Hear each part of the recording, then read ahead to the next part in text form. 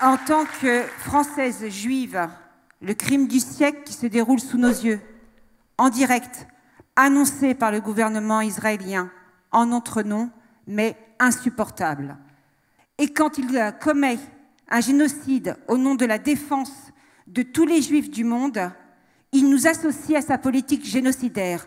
Et encore une fois, nous nous opposons fermement à cette alliance avec ce gouvernement colonial, suprémaciste, raciste et génocidaire.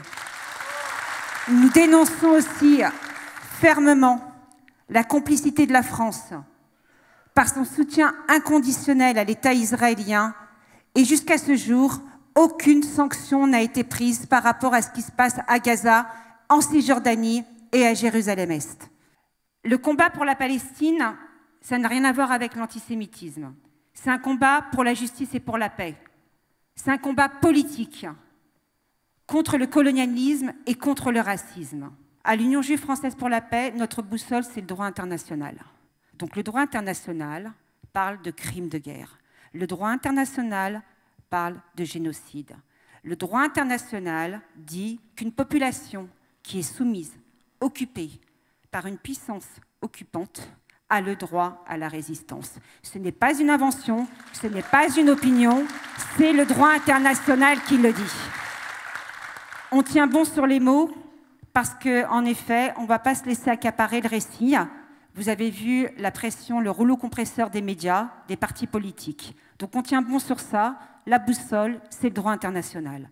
L'accusation de l'antisémitisme, c'est un rayon paralysant. C'est-à-dire que si vous êtes accusé d'antisémitisme, le débat est clos.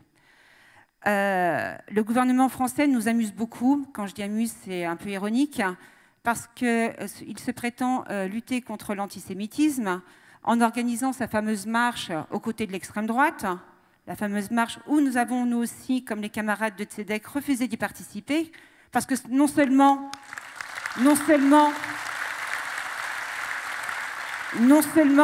on ne participe pas à une marche avec l'extrême droite, mais pas avec le gouvernement Macron non plus, qui pratique une politique islamophobe depuis plusieurs années.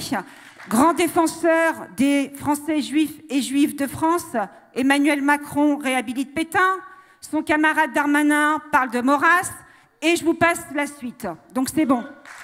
Ce qui se passe, ce n'est pas un conflit de religion, comme beaucoup veulent nous faire croire.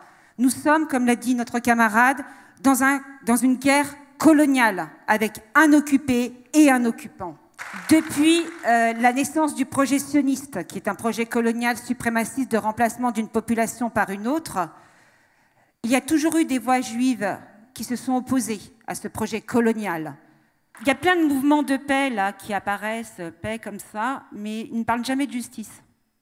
Alors, à l'Union juive française pour la paix, mais justice. Parce que la paix, ce n'est pas le retour à la normale. Ce n'est pas on arrête les combats et puis après on revient comme avant. Nous demandons l'application, le respect du droit international. Ce qu'il faut que tout le monde comprenne bien, c'est qu'il ne pourra pas y avoir de sécurité, que ce soit pour les Israéliens ou les Palestiniens, tant que ce régime colonial perdurera. Ce n'est pas possible. Et c'est pour ça que...